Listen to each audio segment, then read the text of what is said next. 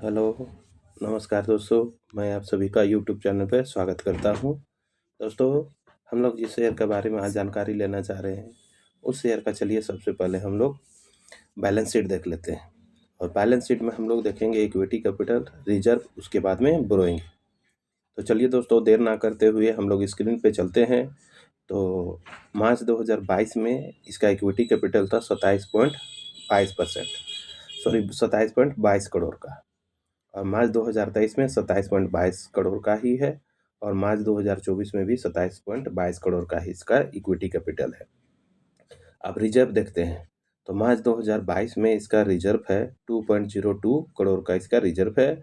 और मार्च 2023 में भी 2.24 करोड़ का इसका रिजर्व है। लेकिन मार्च 2024 में देखिएगा तो -0.33 करोड़ का इसका रिजर्व है। तो प्लस से होकर यह धीरे धीरे करके अपना रिजर्व माइनस में कर लिया है दोस्तों। अब चलिए इसका बोरोइंग देख लेते हैं। तो मार्च 2022 में 32.78 करोड़ का इसका बोरोइंग था। अब मार्च 2023 में 18.59 करोड़ का इसका बोरोइंग है। और मार्च 2024 में 19.32 करोड़ का इसका बोरोइंग है। तो यहाँ पर निष्कर्ष यही निकलता है दोस्तों कि इसका रिजर्व कम है, बहुत ही कम है, माइनस में है। और इसका बोरोइंग 19.32 करोड़ का इसका मार्च 2024 में इसका बोरोइंग है। तो यहाँ पर ही हम लोग को एक वीक पॉइंट मिला, प्लस पॉइंट तो नहीं मिला लेकिन एक वीक पॉइंट मिल गया। चलिए आगे का प्रोसेस देखते हैं क्या है नहीं है। चलो, तो हम लोग आ गए हैं हम लोग नेट प्रॉफिट एंड लॉस में। इसमें हम लोग देखेंगे सेल्स देखेंगे और नेट प्रॉफिट देखेंगे। तो मार्च 2023 में 0.63 करोड़ का इसका सेल्स था। ठीक है, थोड़ा सा देखते हैं। तो मार्च 2023 में 163 करोड़ का इसका सेल्स था। वहाँ से थोड़ा सा घटकर मार्च 2024 में 86.79 करोड़ का इसका सेल्स था। और करेंट देखिएगा तो 95.20 करोड़ का इसका सेल्स है। तो इस प्रकार इसका धीरे धीरे सेल्स ऊपर नीचे वोलेटाइल हो रहा है। तो चलिए आगे का प्रोसेस देखते हैं। डरने घबराने का कोई ज़रूरत नहीं है। आगे का प्रोसेस क्या है थोड़ा समझते हैं इसको हम लोग।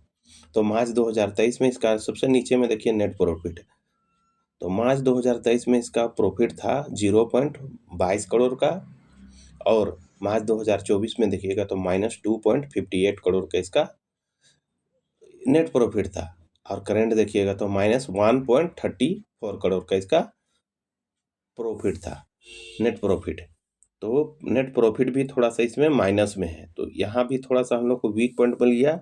अब चलिए इसका देखते हैं कौन कौन से इसमें शेयर होल्डिंग पैटर्न है। तो हम लोग आ गए हैं दोस्तों शेयर होल्डिंग पैटर्न्स में। तो इसमें प्रमोटर्स है, डीआईएस है और पब्लिक है।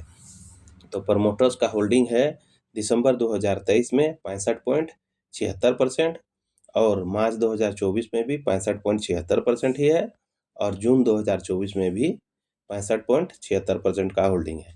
तो प्रमोटर्स अपना होल्डिंग को बरकरार रखा है, किसी भी शेयर को उसने गिरवी नहीं रखा है, ज्यों का त्यों बनाए हुए रखे हुए है। और यहाँ पर ही देखिए डीआईएस का तो होल्डिंग नहीं दिखा रहा है दोस्तों, केवल 0.00% दिखा रहा है। डीआईएस का तो नाम है, हो सके बहुत पहले इसका होल्डिंग होगा इसलिए यहाँ पर ही दिखा रहा है। तो चलिए हम लोग पब्लिक का देखते हैं, पब्लिक का होल्डिंग क्या है। तो यहाँ पर ये दिसंबर 2023 में पब्लिक का होल्डिंग है 34.24% का। और मार्च 2024 में भी 34.24% का। और जून 2024 में भी 34.24% का ही इसका होल्डिंग है, किसका, पब्लिक का। तब चलिए आगे का प्रोसेस हम लोग देखते हैं। सारा कुछ हम लोग तो देख लिए हैं इसके बारे में। अब आगे का प्रोसेस देखते हैं कि इस शेयर का करंट मार्केट प्राइस क्या है, नाम क्या है, वगैरह सब देखते हैं। तो दोस्तों हम लोग स्क्रीन पे आ गए हैं जिस शेयर का भी हम लोग देखे, equity capital, reserve, borrowing, sales, net profit और शेयर होल्डिंग पैटर्न देखे, जिसमें प्रमोटर्स का होल्डिंग और पब्लिक होल्डिंग और डीआईएस का तो होल्डिंग ही नहीं था। तो उस शेयर का नाम है दोस्तों, ध्यान से सुनिएगा, STL ग्लोबल लिमिटेड। फिर से एक बार बोल रहा हूँ, STL ग्लोबल लिमिटेड, जिसका करंट मार्केट प्राइस है 17.80 रुपया। तो ठीक है दोस्तों, इसका हम लोग बता दिए प्राइस, करंट मार्केट प्राइस ये 4 अक्टूबर का है, 3:30 का समय दिखा रहा है। और बीच पे आपको दिख रहा होगा लाल रंग का कुछ ड्रॉ किया हुआ, तो वो एक दिन का इसका चार्ट है। तो पहले यह गैप अप ऊपर ओपनिंग हुआ, फिर डाउन हुआ, फिर ऊपर गया, फिर नीचे आया और फिर नीचे चला गया, फिर थोड़ा सा ऊपर आके वोलेटाइल होते ऊपर नीचे होके लास्ट में डाउन में होके क्लोजिंग हो गया। आप परसेंटेज में देखिएगा तो 1.77% का इसका नेगेटिव रिटर्न है। वहीं पर ये इसका 5 दिन का चार्ट देखिएगा तो इस प्रकार से इसका चार्ट था। पहले वह नीचे था, फिर ऊपर गया, फिर नीचे आया, फिर ऊपर गया, फिर नीचे आया, फिर ऊपर गया, फिर नीचे आया। इस तरह से बहुत ज़्यादा वोलेटाइल होते हुए लास्ट में डाउन होके यह क्लोजिंग हो गया। और परसेंटेज में देखिएगा तो -1.22% का नेगेटिव रिटर्न है। ये 5 दिन का था। अब 1 महीना का चार्ट देखिए।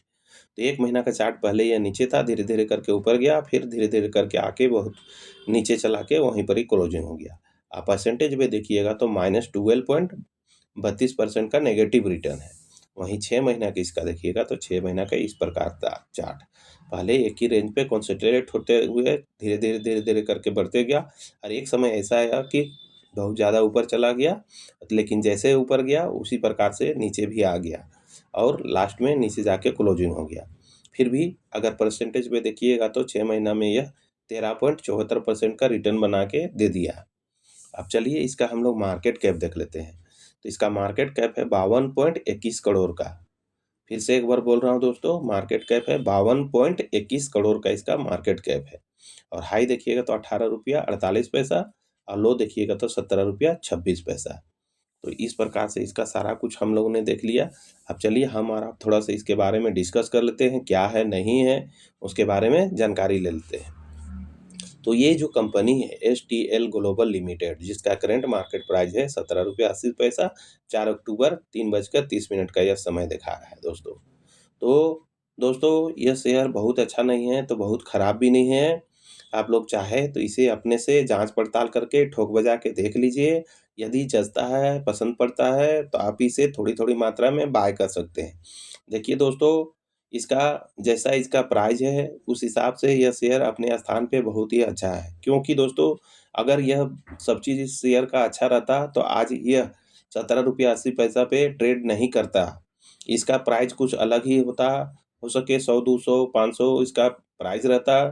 तो जैसा इसमें कुछ थोड़ा-सा दिक्कत है, परेशानी है, जिसके वजह से इस शेयर का दाम 17 रुपया 80 पैसा है। तो दाम के अकॉर्डिंग यह शेयर बहुत ही अच्छा है। इस प्राइस पे आप लोग चाहे तो रिस्क ले सकते हैं, लेकिन रिस्क लेने से पहले अपने से ठोक बजा के देख लीजिए।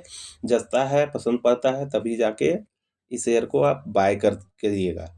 तो दोस्तों जो भी आप कोई भी शेयर बाय करते हैं, तो किसी भी यूट्यूबर के कहने से या किसी के टिप से कभी शेयर कदापि बाय ना करें।